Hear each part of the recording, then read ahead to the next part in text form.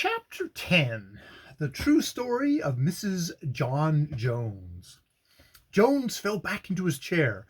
The woman bit her lip till the blood spurted out. Then suddenly the color left her face. She sat up, staring straight before her, and she did not move during the explanation which Nick gave. While he was speaking, the detective watched her narrowly. Certainly she was meditating some remarkable action. He wondered what it could be. "Yes," said Nick, turning to the superintendent, "we have at last straightened out the matter of those two rooms and their occupants. As to the spot where the crime was committed, I have not been in doubt of it from the first. You will remember that the fatal wound was visible on both the woman's temples. The bullet passed entirely through her head. But where was the bullet? That was the question which I asked myself at once. I could not find it in room B, where the body lay. Then I tried room A with no better success. At this point, Chick took up the hunt and carried it to the end. The bullet was in neither room. It was just between them. You remember that there was a door which I found fastened upon both sides. Chick opened that door, and in its framework, the wood of which was old and soft, he found the bullet. The mark was covered when the door was shut. Therefore, the door must have been open when the shot was fired. The position of the bullet shows that the shot was fired from room A. Then the woman, for some reason, had got into that room. She had unlocked the door on her side and had managed to induce the persons on the other side to slip their bolt. Now, why did she do this? Of course, there is only one answer. Jealousy was her motive. The man in room A was her husband. I have satisfied myself of that. She must have known that he was going to dine in that house with another woman.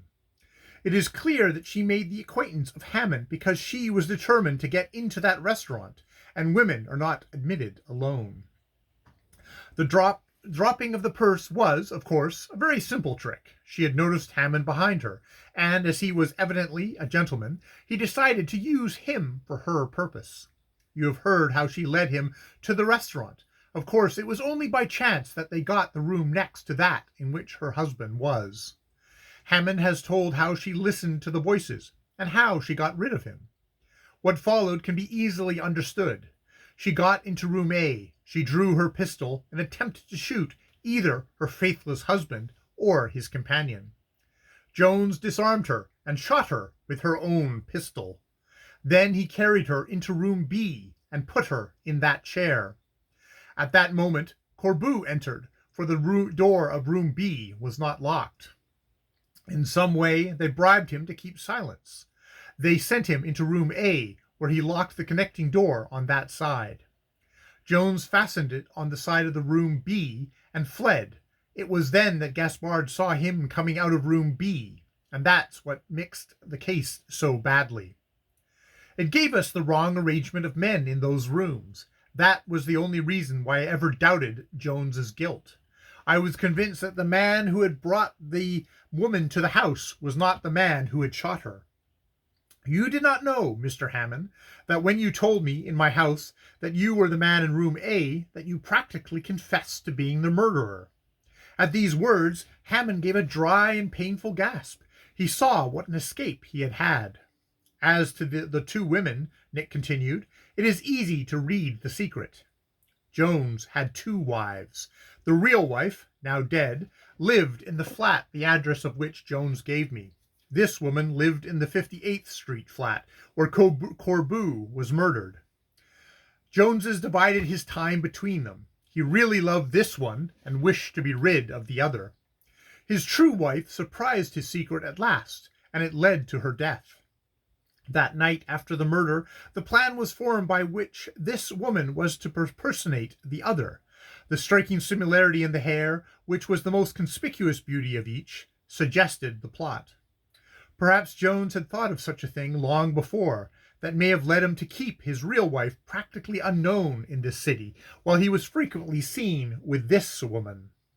As to the dresses, this woman, who is a very clever dressmaker, as I am told, doubtless had time to copy the other's costume in the night and day following the crime. She did most of her work in Albany, where she went as soon as possible. Then, wearing the duplicate dress, she went to her friends in Mayville and afterwards came here. Is it all plain now? It is clear as a bell, Mr. Carter, said the superintendent. Wait a moment. It was the woman's voice. She spoke calmly and looked straight into Nick's face. You have made one grave error, she said. It was not John who killed that woman. It was I. She tried to shoot him, and I wrenched the pistol from her hand. I shot her dead. The plot was all mine. It was I who bribed Corbu. It was I who killed him. John brought him to our flat. I sent my husband away, and when he returned a few minutes later, Corbu was dead. John had no guilty hand in either crime. He fainted at the sight of Corbu's body.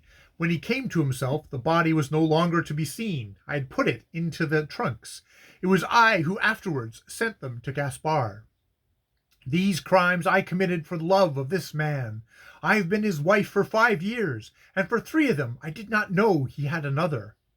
And when I found out, I did not do as this woman did. I simply loved him more. I love him still, and because I love him, I tell the truth to save him. Yes, more, because I love him, I will shed more blood. He shall not see me imprisoned or condemned to death. I will spare him that pain. As she spoke, she drew a little ornamental dagger from her dress. It was a mere toy. Nobody would have supposed it to be a deadly weapon. However, Nick sprang forward to prevent her from doing herself an injury. He was too late. She plunged the dagger into her brain. So firm and true was her hand that the slender blade pierced the thin bone of her right temple and was driven in until the hilt made an impression on her white skin like a seal upon wax.